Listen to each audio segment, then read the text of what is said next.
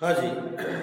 तो बच्चों कल हम पढ़ रहे थे स्ट्रेट लाइन और स्ट्रेट लाइन के अंदर हमने बहुत सारे इक्वेशंस देखे थे जिसमें हमने अभी तक जो डिस्कस किया है उसके अंदर स्ट्रेट लाइन क्या होती है, स्ट्रेट लाइन की प्रवणता क्या है और स्ट्रेट लाइन के कुछ रूप हमने पढ़े थे यानी फॉर्म्स ऑफ स्ट्रेट लाइन, जिसमें हमने एक बिंदु और एक ढाल रूप यानी बिंदु दिया गया है और ढाल दी गई है तो स्पर्शरेखा का समीकरण कैसे ज्ञात कर सकते हैं। यदि दो बिंदु दिए गए हैं तो स्पर्शरेखा का समीकरण कैसे ज्ञात होगा। यदि स्पर्श रेखा x या y अक्ष पे अलग अलग तरह के अंतःखंड काटती है एक निश्चित लंबाई के, यानी अंतःखंड की लंबाई मालूम है तो स्पर्श रेखा का समीकरण क्या होगा, यह भी हमने पढ़ा।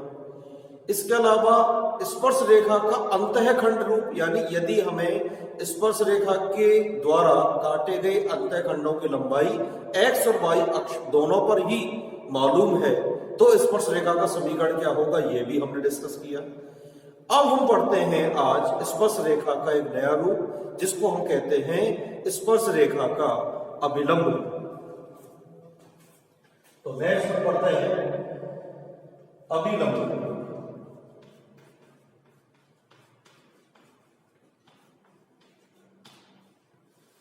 अभिलंब इसी को बोलते हैं नॉर्मल फॉर्म।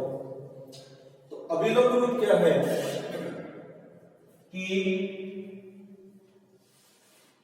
ये पूरी आपकी स्पर्श रेखा है और इस स्पर्श रेखा पर मूल बिंदु से कोई अभिलंब डाला गया कुछ ऐसे, और यह जो अभिलंब है ये मान लीजिए OA है, ये जो OA अभिलंब है यह है धनात्मक x अक्ष से अल्फा कोण बनाता है। यह जो अभिलंब है यह स्पर्श रेखा पर है डाला गया है और यह अभिलंब x अक्ष से आपके अल्फा कोण बनाता है। तो इस स्पर्श रेखा का समीकरण क्या होगा, यानी मुझे इस स्पर्श रेखा का समीकरण ज्ञात करना है। यदि हमें स्पर्श रेखा पर एक अभिलंब डाला जो गया है वो मालूम हो, यानी इसकी लंबाई भी यदि मुझे मालूम हो जो कि p है, और यह अभिलंब यदि x अक्ष की धनात्मक दिशा से अल्फा कोण भी बनाता हो तो हमें इस स्पर्श रेखा का समीकरण ज्ञात करना है। तो कैसे ज्ञात करें, देखिए सबसे पहले यदि मुझे ये किसी भी तरह से मालूम चल जाए कि ये वाला जो अंतःखंड है ये x अक्ष पे काटा गया अंतःखंड है, इसकी लंबाई मुझे मालूम चल जाए, और ये वाला जो अंतःखंड है ये y अक्ष पे y अक्ष का अंतःखंड है तो इसकी लंबाई भी मुझे मालूम चल जाए। यदि ये दोनों लंबाइयां ही मुझे मालूम चल जाए तो मैं बहुत ही आसानी से स्पर्श रेखा का समीकरण ज्ञात कर सकता हूं। तो देखिए इसके लिए हम देखते हैं कि कैसे ये अंतःखंडों को हम कंसंट्रेट करके और अंतःखंडों को ज्ञात करने का प्रयास करते हैं। यदि अंतःखंड ज्ञात हो गए तो मैं अंतःखंड रूप का यूज करके स्पर्श रेखा का समीकरण आसानी से निकाल पाऊंगा। मान लीजिए ये आपका अंतःखंड है B, इसको मान लेता हूं C, क्लियर। तो मुझे OB और OC ये दोनों ज्ञात करना है।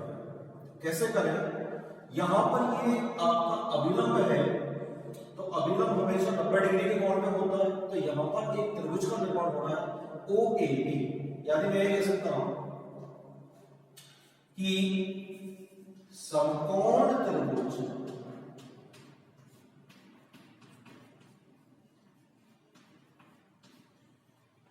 OAB से, ये समकोण त्रिभुज है तो इस समकोण त्रिभुज के अनुसार देखिए आप, यदि ये समकोण है और यहां पर ये अल्फा कोण है तो कोण के सामने वाली भुजा सदैव कहलाती है लंब और ये वाली भुजा हो गई आधार और ये आपका हो गया कर्ण। तो मुझे यहां पर आधार मालूम है और मुझे कर्ण निकालना है। तो आधार और कर्ण का कौन सा फॉर्मूला होता है, हम जानते हैं लाल बटे का से कौन सा होता है that is the cos theta. cos theta बराबर होता है आधार बटे कर्ण। तो यहां से मैं कह सकता हूं कि cos theta that is the alpha बराबर आधार यानी कि OA बटे कर्ण यानी कि OB। OA तो मुझे मालूम है कितना है P, ये हो गया बटे OB। तो यहां से बेटा OB की लंबाई मैं लिख सकता हूं दैट इज P बटे cos अल्फा। ये OB इधर चला जाएगा, cos अल्फा नीचे आ जाएगा। तो यहां से आप कह सकते हैं कि OB बराबर कितना आ गया P बटे cos अल्फा। इसी प्रकार अब एक दूसरे त्रिभुज की बात करें। यहां पे ध्यान दीजिए ये यदि 90 डिग्री का कोण है तो ये वाला कोण भी 90 डिग्री का, ये 90 डिग्री का कोण, यदि ये 90 डिग्री का कोण है तो ये त्रिभुज आपका समकोण त्रिभुज है। यदि ये समकोण त्रिभुज है तो यहां पर ये वाला जो कोण है ये ध्यान दीजिए कितने का होगा। ये हम जानते हैं कि निर्देशांक सदैव 90 डिग्री के कोण पर स्थित होते हैं, ठीक। तो यहां पे ये वाला जो कोण है ये कितना हो जाएगा आपका 90 डिग्री माइनस का अल्फा। लिख सकता हो कि नहीं? ये वाला कोण कितना लिख सकते हैं हम 90 डिग्री माइनस अल्फा। ये अल्फा है तो ये 90 डिग्री माइनस का अल्फा। तो अब मैं यहां पे दूसरा त्रिभुज यूज करता हूं, त्रिभुज OAC जो कि एक समकोण त्रिभुज ही है। तो अब हम बात करते हैं त्रिभुज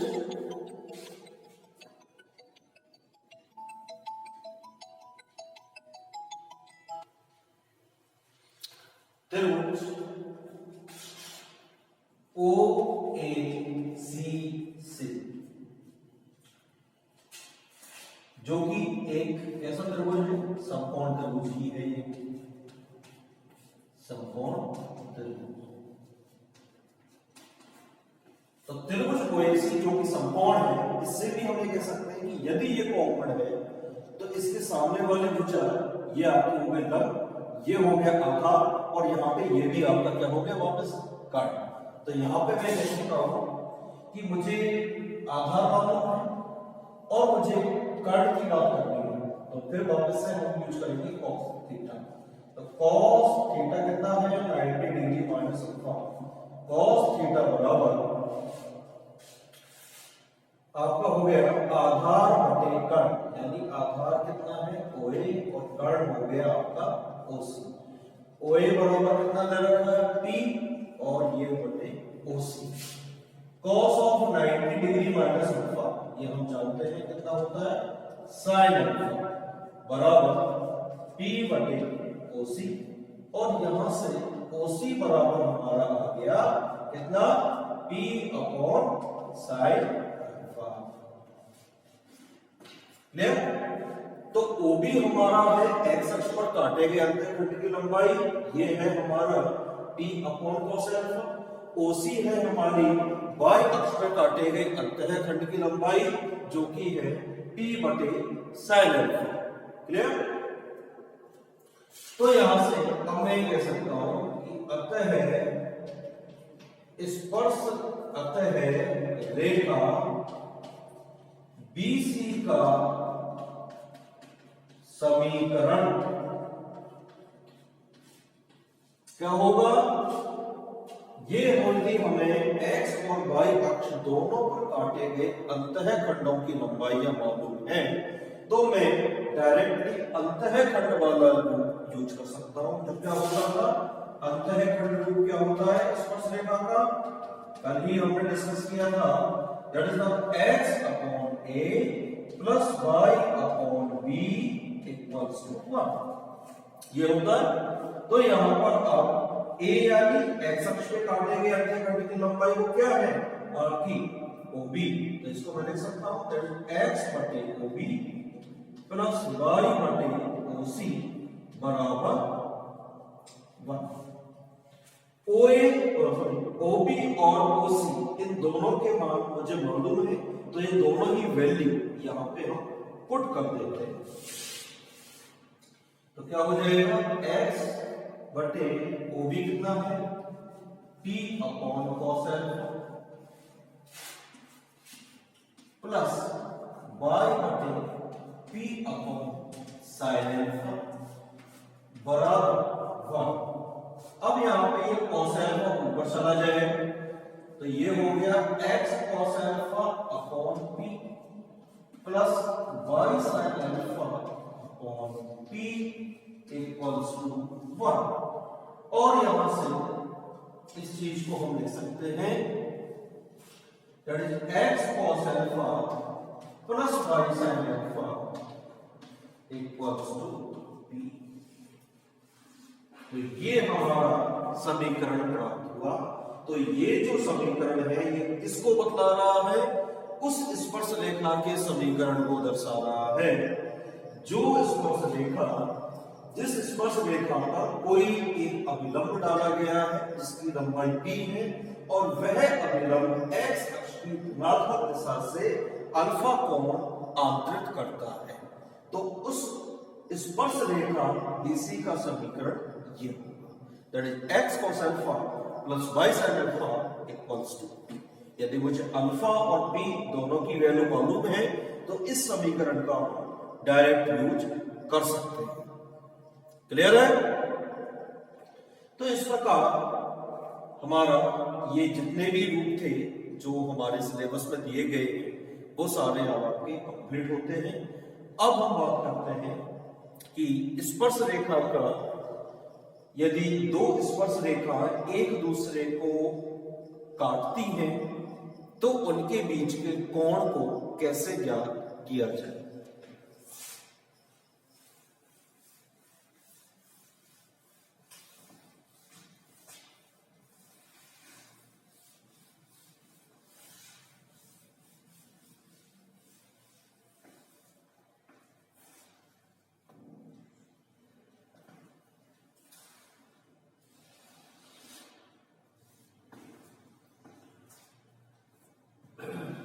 तो देखिए अब हम बात कर रहे हैं दो रेखा,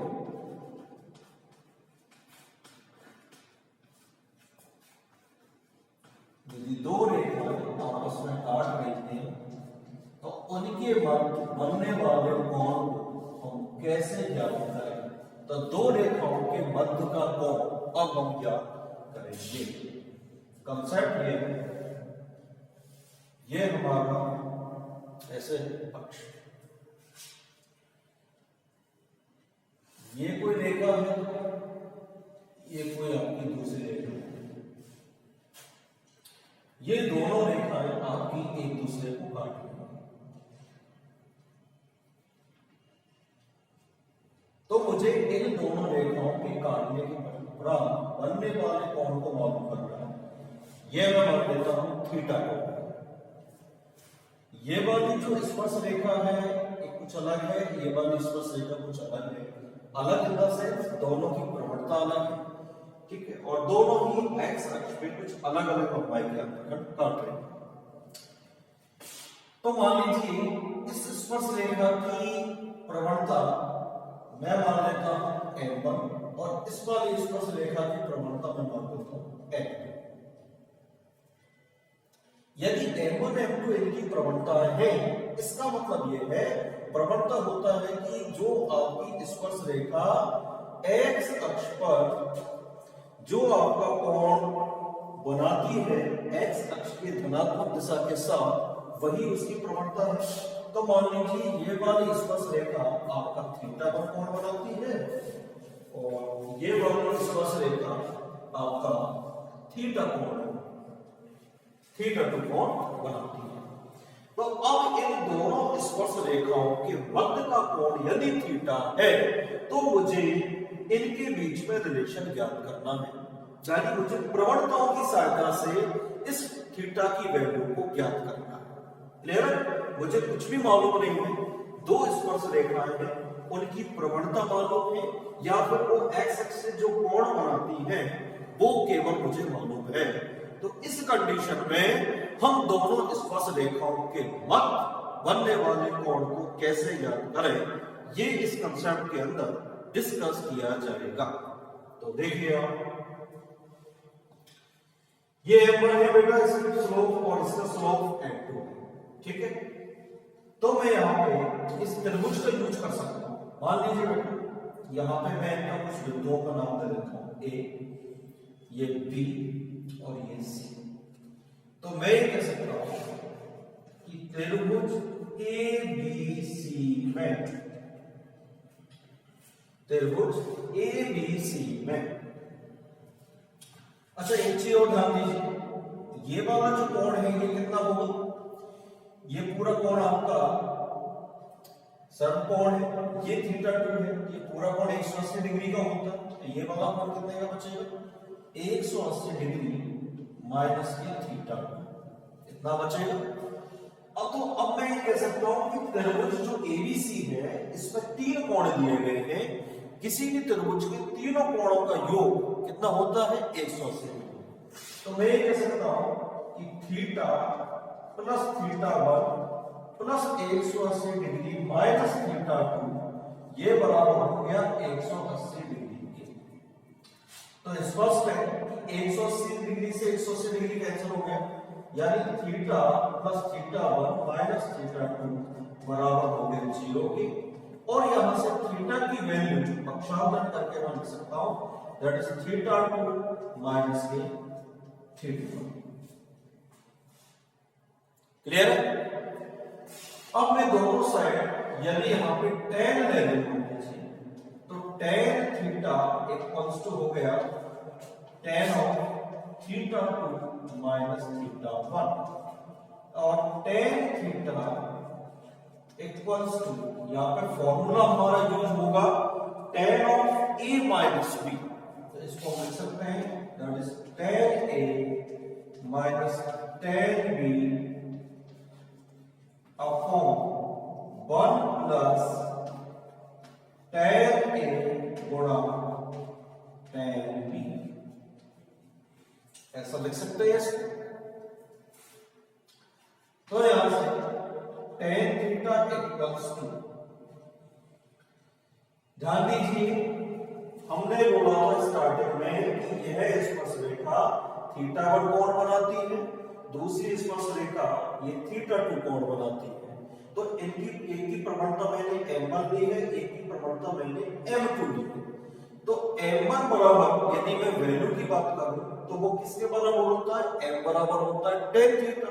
तो ये हो गया m1 बराबर tan थीटा और m2 बराबर हो गया tan थीटा।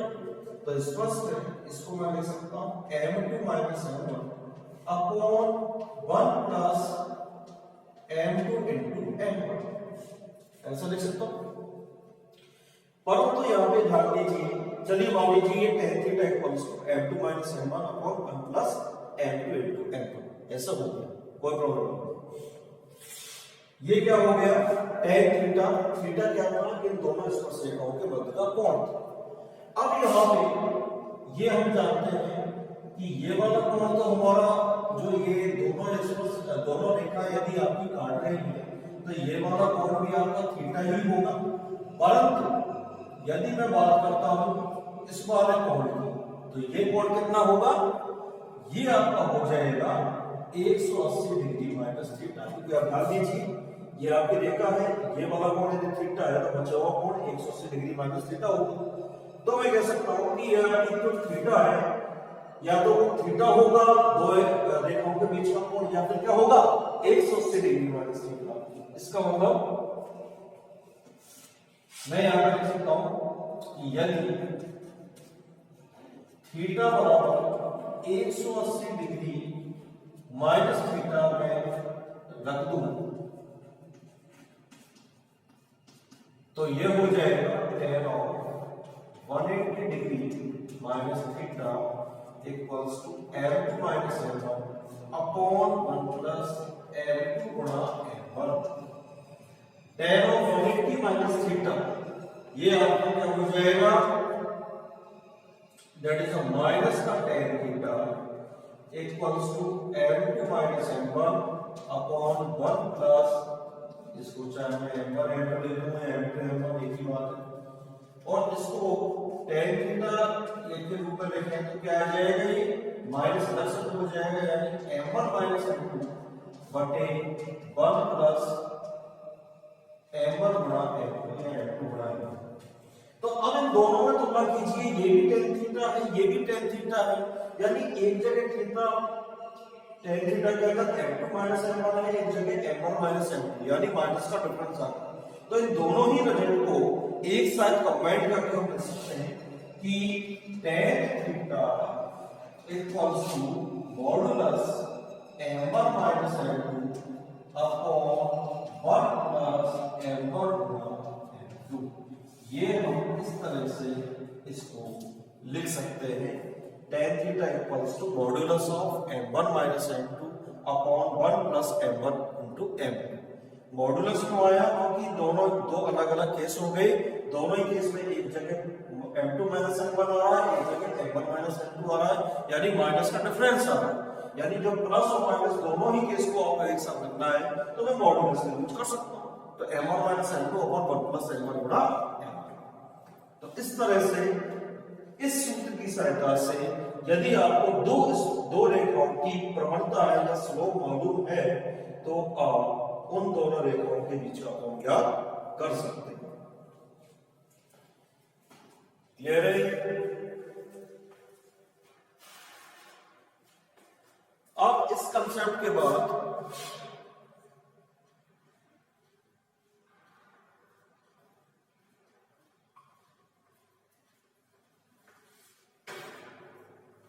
नेक्स्ट कंसेप्ट अब हम पढ़ते हैं कि जो हमने फॉर्म्स पढ़ी हैं उन फॉर्म्स का यूज कैसे किया जाए। तो मैं कुछ एग्जांपल्स की सहायता से जितनी भी आपने फॉर्म्स पढ़ी हैं उनकी कुछ प्रैक्टिस कर लेते हैं, उसके बाद कुछ बुक्स के क्वेश्चंस भी देख लेंगे और फिर इस चैप्टर को और आगे बढ़ाएंगे। हालांकि अभी इसमें कंसेप्ट और भी है, दो रेखाओं के बीच की दूरी वगैरह में बहुत सारे कंसेप्ट हैं। एक सामान्य रेखा का जो जनरल इक्वेशन है या सामान्य समीकरण है वो भी है। तो फिलहाल हम जो हमने पढ़ा है इसकी प्रैक्टिस करना भी जरूरी है, क्योंकि यदि हम केवल कंसेप्ट ही पढ़ते जाएं तो वो भी बेकार है।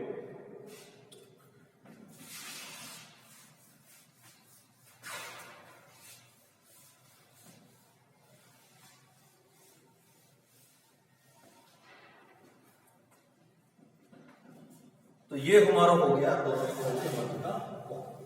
तो इसका कुछ प्रैक्टिस कर लेते हैं। देखिए हमने अलग अलग तरह की फॉर्म्स पढ़ी और उससे रिगार्डिंग में कुछ क्वेश्चन होगा। मान लीजिए क्वेश्चन इस टाइप से, उस सरल रेखा का समीकरण, उस सरल रेखा का समीकरण जो x अक्ष पर